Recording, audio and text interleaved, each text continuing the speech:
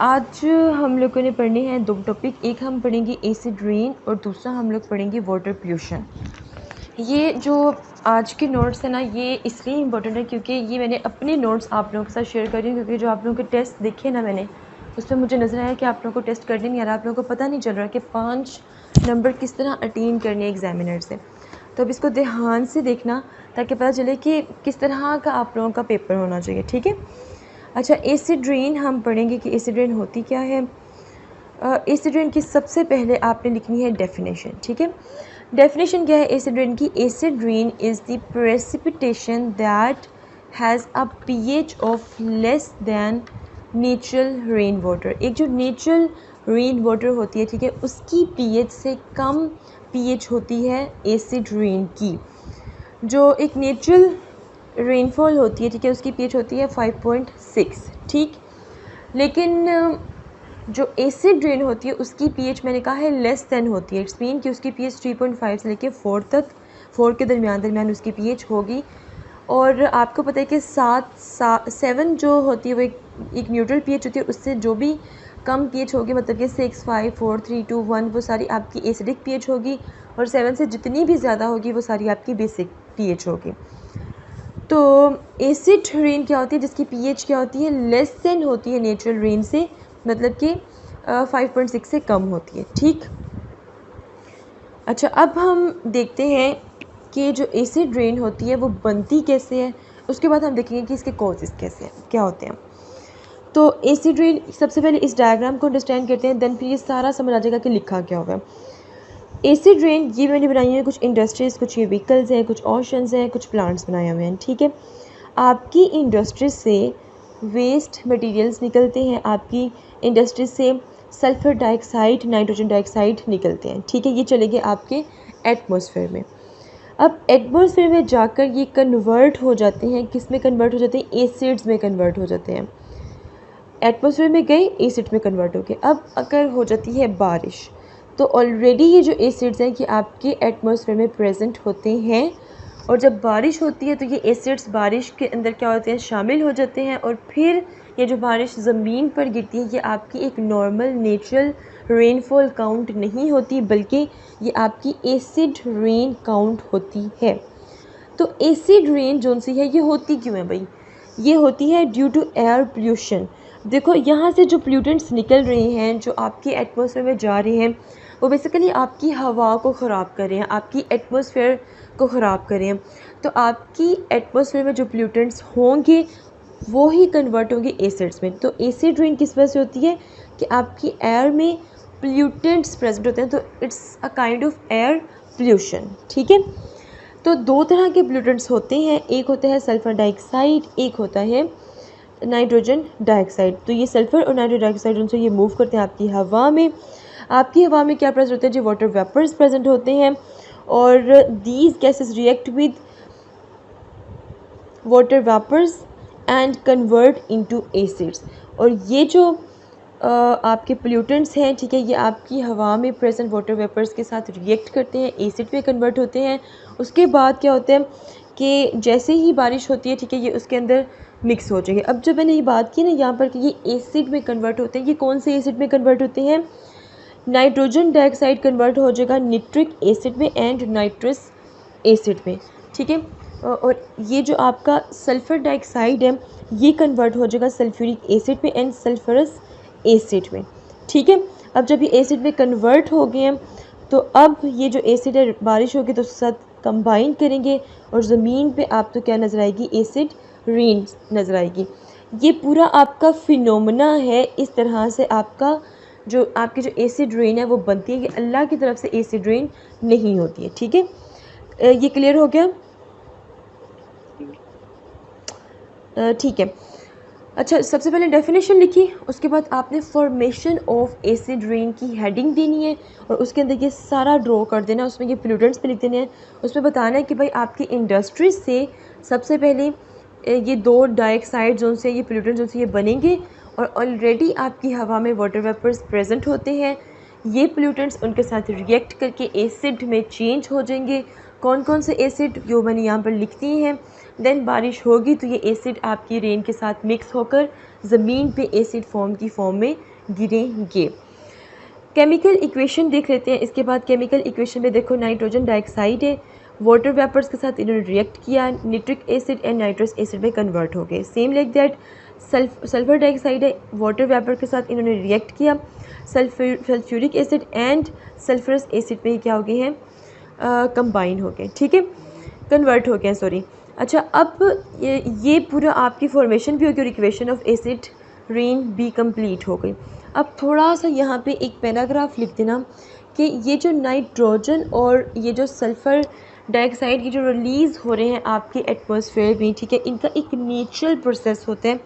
इनकी क्या होती है जी, नेचुरल एक साइकिल होता है। मतलब इन्होंने क्या करना होता है, इन्होंने अपने नाइट्रोजन डाइऑक्साइड ने नाइट्रोजन साइकिल के मुताबिक नाइट्रेट एंड नाइट्राइट में कन्वर्ट होना होता है, ठीक है। लेकिन ये कन्वर्ट हो गए हैं एसिड्स में, ठीक है। इसका मतलब है कि नेचुरली इन्होंने नाइट्रेट और नाइट्रेट में कन्वर्ट होना था अकॉर्डिंग टू नाइट्रोजन साइकिल, जो कि हमारे इकोसिस्टम के लिए बेनिफिशियल था। बट हमारी ही गलती की वजह से ये कन्वर्ट हो के एसिड्स में, ठीक है। तो इट्स मीन कि ये अब हमारे लिए क्या होंगे, नुकसानदेह होंगे। बिल्कुल इस तरह ये जो सल्फ़र हमारे एटमॉस्फेयर में जाता है, उसने अपने सल्फ़र साइकिल के मुताबिक अपने प्रोडक्ट्स में कन्वर्ट होना था, ठीक है। बट हमारी मिस्टेक की वजह से ये किस में कन्वर्ट हो गया, एसिड्स में कन्वर्ट हो गया। अब ज़रूरी नहीं है कि जहाँ पे इंडस्ट्रीज़ होंगी सिर्फ वहीं पे एसिड रेन होनी है, नहीं, ये कई 100 किलोमीटर दूर जाकर भी आपको नुकसान पहुँचा सकते हैं।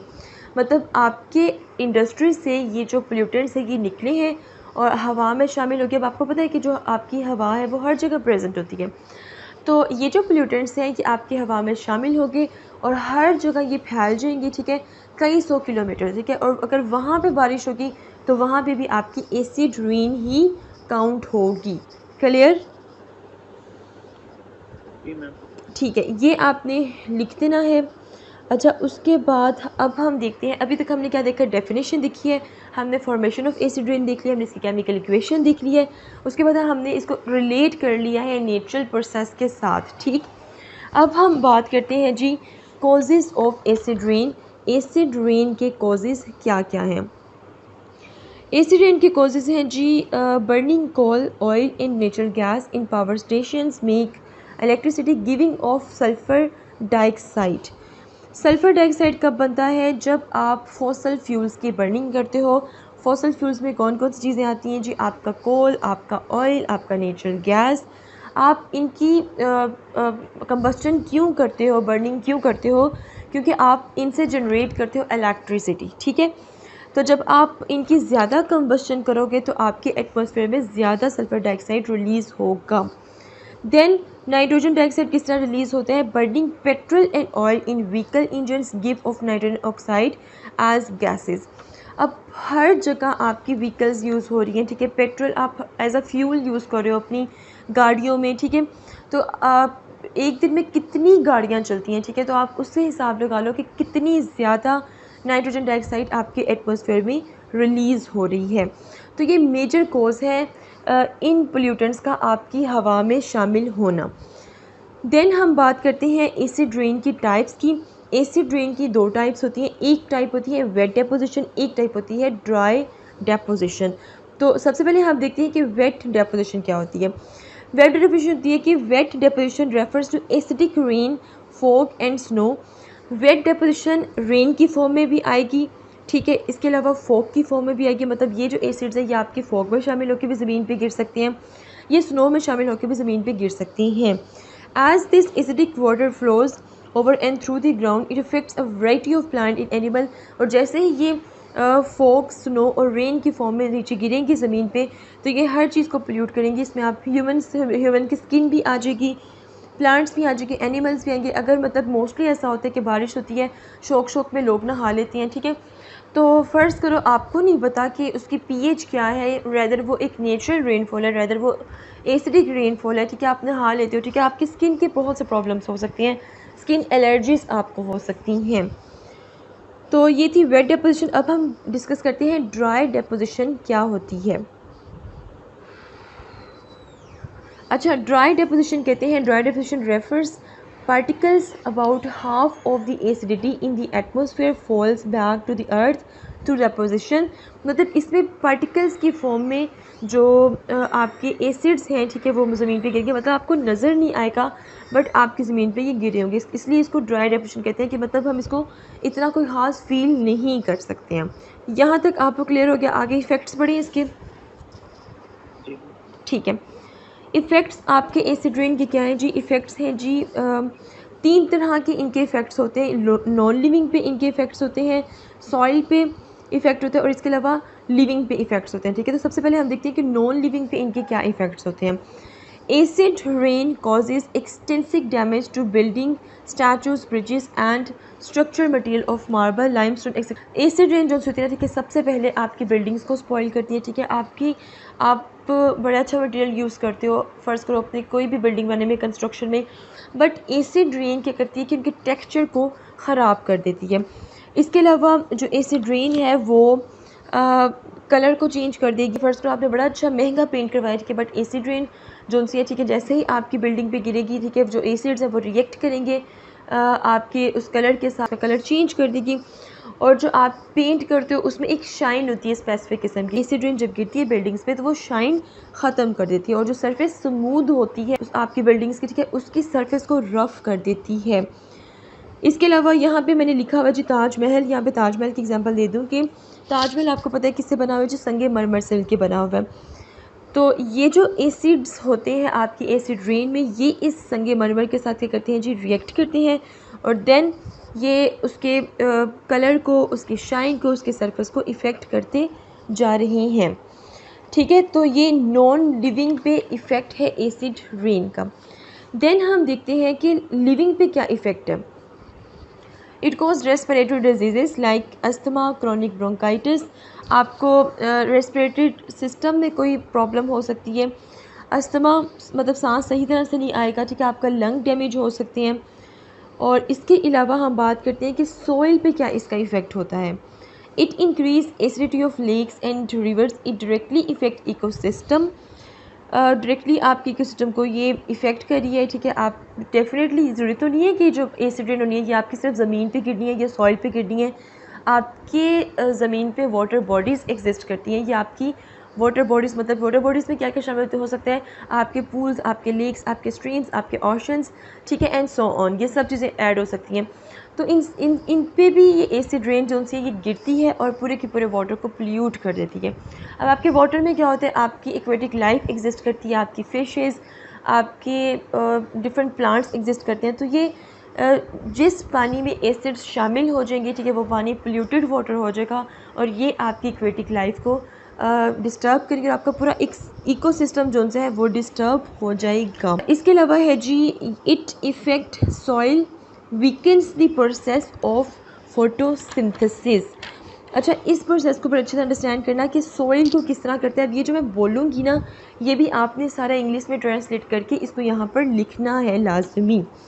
अच्छा, हमारी जो सॉइल होती है ना उसमें पाए जाते हैं कुछ न्यूट्रिएंट्स, ठीक है। आपको पता है आपकी सॉइल में पोटेशियम भी होता है, सल्फ़र भी होते हैं, नाइट्रोजन भी होता है, न्यूट्रिएंट्स पाए जाते हैं आपकी सॉइल में। अब जैसे ही ये जो एसिड रेन हुई है ये आपकी सॉइल पे आकर गिरी है, इसने इन न्यूट्रिएंट्स के साथ क्या करना है? रिएक्ट करना है, ठीक है। रिएक्ट करेगी और जिसे आप रिएक्ट करेगी तो आहिस्ता आहिस्ता आहिस्ता उन न्यूट्रिएंट्स की जो लाइफ है वो ख़त्म होती जाएगी। मतलब जिस तरह उन न्यूट्रिएंट्स ने आपकी सॉइल को जितना उसने फ़ायदा देना था वो उस तरह फ़ायदा नहीं दे सके, क्योंकि अब उसके साथ आके एसिड्स शामिल हो गए हैं।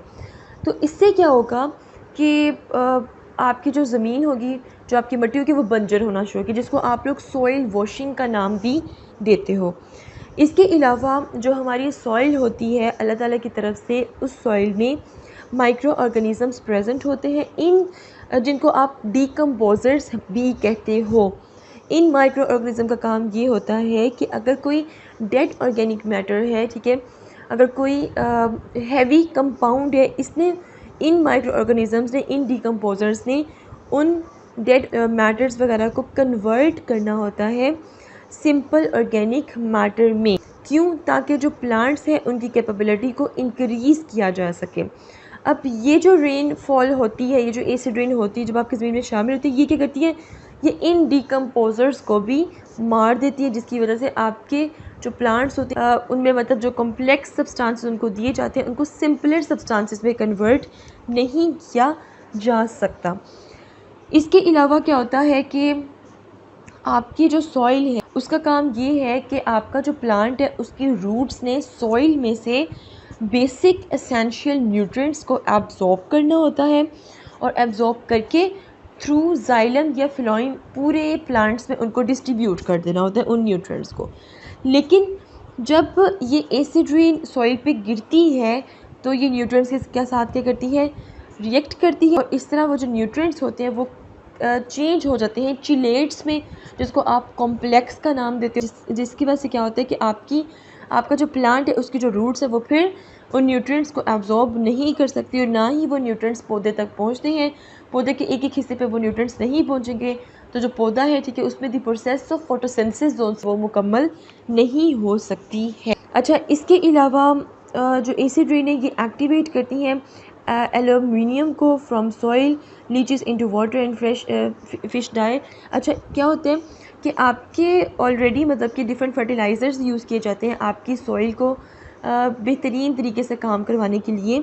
अब ये जो एसिड रेन होती है ये उस जो फर्टिलाइजर्स हैं उनको अपने साथ मिक्स करके और जब फ्लो करती है तो पास से अगर कोई वाटर बॉडी उसमें शामिल हो जाती है, ठीक है, उसमें शामिल होने की वजह से क्या होते हैं, जो फिशेस हैं वो मरना शुरू हो जाएंगे क्योंकि पानी जो सा होगा वो कंटेमिनेट हो जाता है। और सम टाइम ये जो एसिड रेन है ये इतनी मतलब कि नीचे चल जाती है कि मतलब कि ग्राउंड वाटर जो आपके घरों में डोमेस्टिक वाटर आता है, जो आपका होम वाटर होता है, उसके साथ मिक्स हो जाता है और आप अपनी टैप जब ओपन करते हो, ग्लास में पानी भरते हो, उस पर पी लेते हो, आपको नहीं पता चलता ये कंटेमिनेटेड वाटर था क्योंकि इसके अंदर एसिड रेन भी शामिल हो चुकी थी और वो आप पी लेते हो और फिर आपको डिफरेंट किस्म के हेल्थ इश्यूज़ को फेस करना पड़ता है। ओके, यहाँ तक क्लियर हो गया? कुछ पूछना है यहाँ तक?